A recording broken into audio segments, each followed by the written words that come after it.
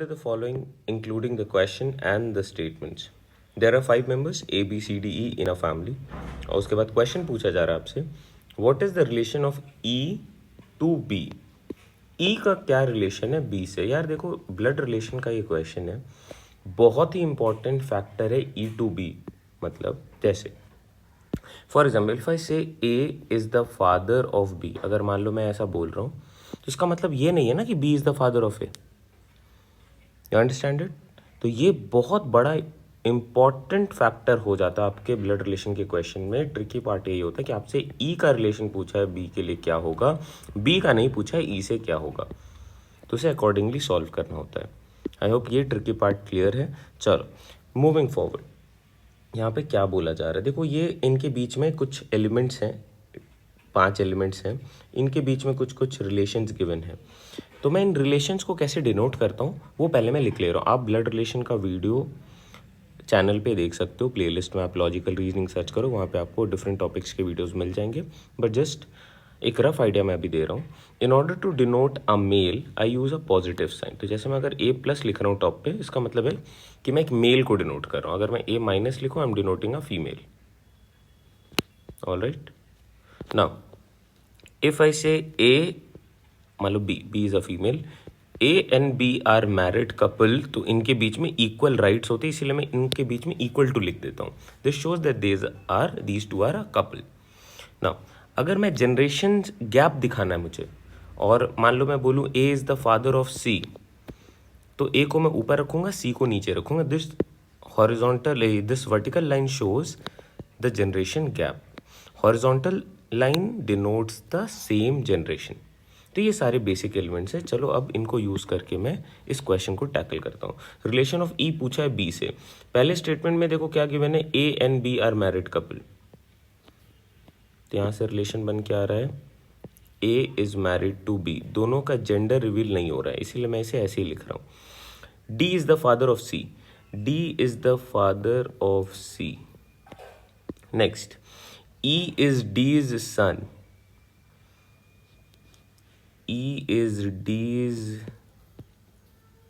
son. A and C are, अच्छा D के लिए यहाँ पे जेंडर रिवील नहीं हो रहा है तो मैं D ऐसे रहने दूंगा. लास्ट वाला स्टेटमेंट क्या बोल रहा है, A and C are sisters. A and C are sisters, यहाँ पे जेंडर रिवील हो रहा है. क्लियर है? अब देखो आपसे पूछ कह रहा है ई का रिलेशन बी से कैसा है. ई का रिलेशन बी से कैसा है, तो इंडिविजुअली किसी भी एक स्टेटमेंट को अगर मैं पिक करूं तो ये आंसर तो नहीं बन रहा है. अब आप देखो यहाँ पे क्या गिवन है, statement 1, 2, 3 are sufficient to answer, statement 1, 3, 4 are sufficient to answer. तो 1, 2, 3 को चेक करते हैं. A B, second is D C, and third is D is the father of C and E is the son. ये तो यहाँ से ये बिल्कुल अलग अलग दिख रहे हैं. ई का रिलेशन बी के साथ कोई कनेक्टिंग पॉइंट ही नहीं है, तो पहले वाले से आंसर नहीं हो रहा है.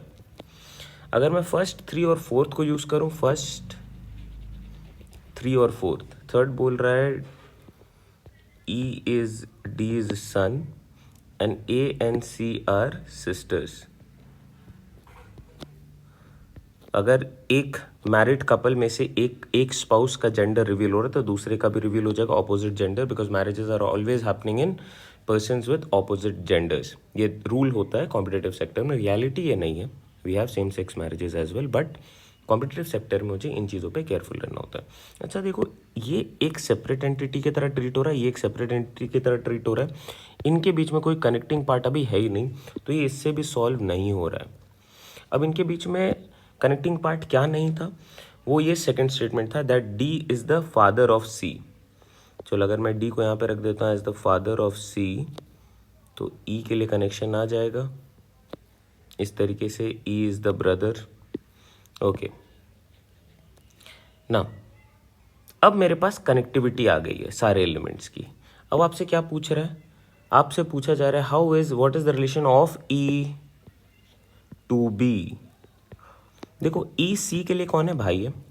ए के लिए कौन है, भाई है. और ई कौन है इसके लिए, ब्रदर इन लॉ.